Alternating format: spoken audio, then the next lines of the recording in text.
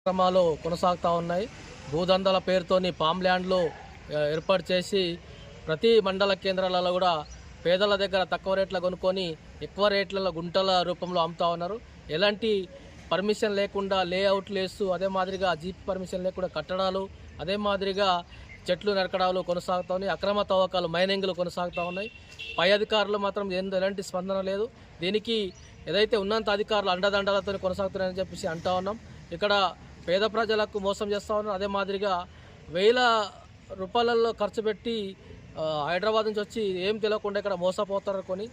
ఏదైతే చిన్నకారు రైతులు ఒక చెట్టు నరికితేనే అటవీ శాఖ అధికారులు కానీ అదేవిధంగా మైనింగ్ అధికారులు కానీ కేసులు పెడతా ఉంటారు.